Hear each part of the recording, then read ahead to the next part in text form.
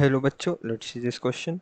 The question says at constant volume 6 mole of H2 gas at 0 degree Celsius and 100 kilopascal was heated to 250 kilopascal.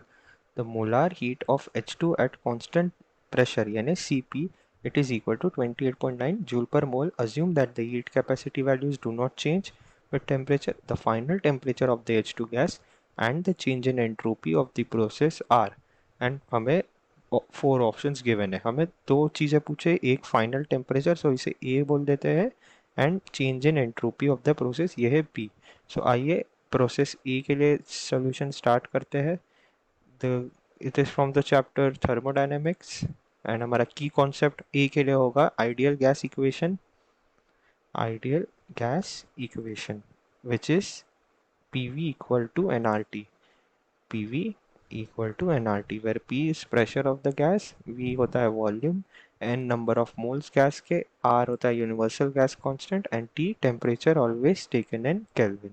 अब हमें question में given है कि volume constant है, सो हम मान लेते हैं कि वॉल्यूम कांस्टेंट है, सो वॉल्यूम इज कांस्टेंट. अब मोल्स भी हमें कांस्टेंट गिवन है 6 mole and R is always a constant. तो हम इससे कह सकते हैं कि pressure is directly proportional to temperature और P1 by T1 is equal to P2 by T2. अब हम P1 और T1 सबकी वैल्यूज लिखते हैं. सबसे पहले P1, सो हमारे पास P1 गिवन है 100 किलो पास्कल. किलो पास्कल में ही रहने देते हैं क्योंकि वो वैल्यू कट डिवीजन में ही कट होना है यूनिट को. और P2 हमारे पास गिवन है 250 किलो पास्कल. नेक्स्ट चीज़ हमारे पास T1 गिवन है 0 डिग्री सेल्सियस. हमने बोला कि इसे केल्विन में कन्वर्ट करना है, सो 273 से हम ऐड करेंगे एंड हमें T2 पूछा गया है. सो इस रिलेशन से हम T2 निकाल सकते हैं and therefore T2 is equal to P1 by P2 is into T1. So इसमें हम सब वैल्यूज डालेंगे. So P1 is 100, P2 250 into 273 which is T1. जब इसे सॉल्व करेंगे तो हमारे पास T2 की वैल्यू आ जाएगी 682.5 इन केल्विन. सो हमारा पार्ट ए का आंसर आ चुका है. अब हम पार्ट बी की तरफ प्रोसीड करते हैं नेक्स्ट पेज पे. अब आते हैं पार्ट बी पे. सो पार्ट बी का की कॉन्सेप्ट है चेंज इन एंट्रोपी का फॉर्मूला एंड डेल एस का फॉर्मूला होता है n C V ln T2 by T1.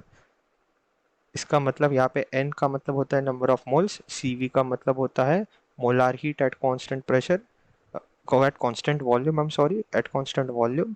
Lawn यानी logarithm T2 by T1. T2 initial temperature, sorry T2 final temperature यानी जो हमने कैलकुलेट किया, एंड T1 इनिशियल टेम्परेचर जो 0 डिग्री गिवन है.